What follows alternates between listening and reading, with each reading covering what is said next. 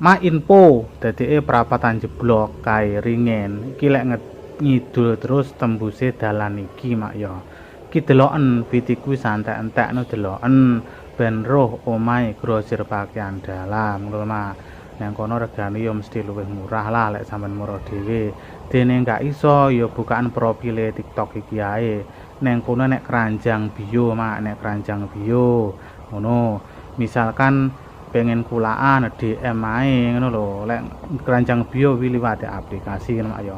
Wis jan jojis mak dalane jan ses kene iki jenenge kene iki desa jeblok ya Talun Blitar.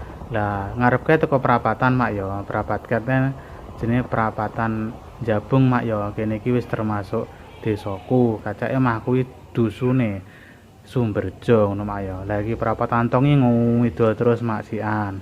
Ngidul terus lah kidul titike nek tandalan ya nek kantor desa wi sik ngidul lapangan ngidul kok engko sampe mentok mak ya.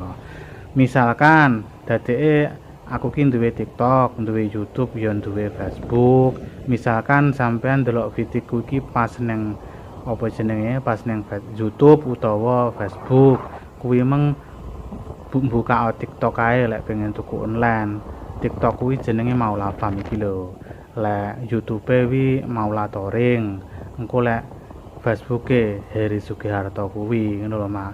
Wah jan sahdu mak suasanane desa wis ngene iki. Wah tapi ya piye ya ayem tentrem lho apa jenenge urip nang desa iki.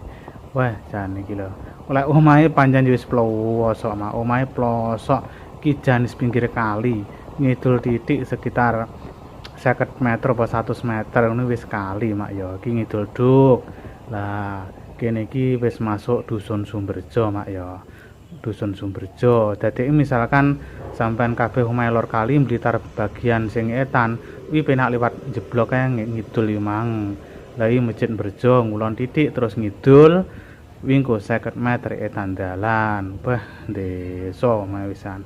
Wis kene siap melayani, pokoke siap melayani apa jenenge grosir utawa ecer, tapi lek ecer ya enek minimal pembeliane. Ora oleh tuku sitok ngono ora oleh mah ngono lho. Iki omahe dititeni dibunderi tandalan iki lho. Sumberjo Jabung mak iki. Ya wis kene iki omahe ya, engko ndang digas daerah Brangkidul jenenge lor-loran kok liwate kono iki mang. Ya wis ngono. Crit